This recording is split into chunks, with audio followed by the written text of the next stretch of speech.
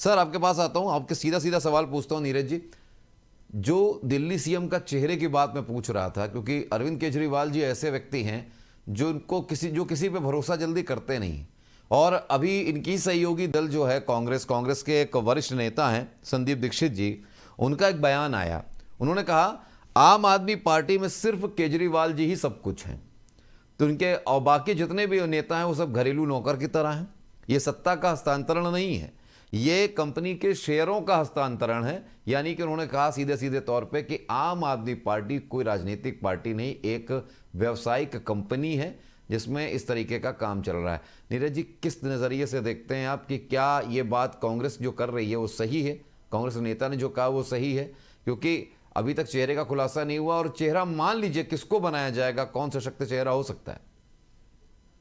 देखिए, राजनीति में बयानों को ज्यादा उसको नहीं देखना चाहिए, क्योंकि कल तक लोकसभा चुनाव में एक ही सिक्के के दो पहलू थे, एक इधर था एक उधर था। आज वो दूसरी बात कह रहे हैं, चूंकि उनका हरियाणा में गठबंधन नहीं हुआ, दिल्ली में भी नहीं करना चाहेगी आम आदमी पार्टी, क्योंकि जो हालात उनके लग रहे हैं वो अलग बात है मुद्दा। लेकिन मुझे जो लगता है कि वो अपनी पत्नी के अलावा किसी को नहीं बनाएंगे, क्योंकि परिवारवाद की जो बात कही जा रही है, परिवारवाद देश की एक पार्टी बताओ जिसमें ना हो।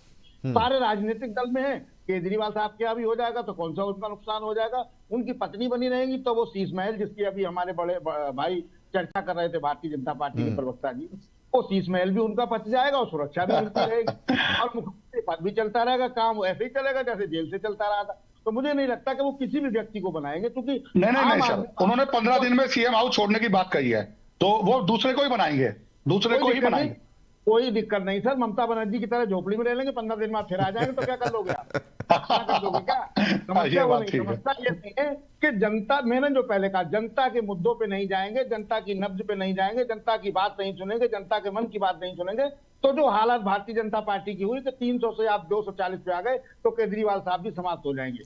अच्छा नीरज जी, जो स्कीम्स चल रही हैं केजरीवाल साहब की, उन स्कीमों का क्या होगा जो जनता के लिए, खासतौर से अभी जो महिलाओं के लिए लेकर आ रहे थे मुख्यमंत्री महिला सम्मान 1000 रुपए की स्कीम, अब उसका क्या होगा? क्या वो महिलाओं को मिल पाएगा कि अब वो अधर में लटक जाएगी केजरीवाल साहब के इस्तीफे के साथ?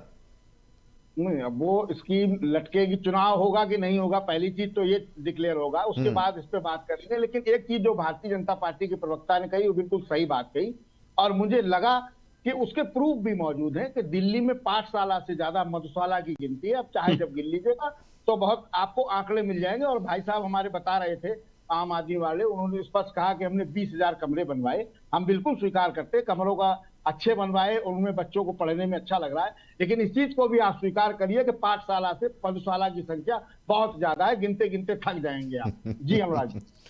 तकी साहब, क्या जवाब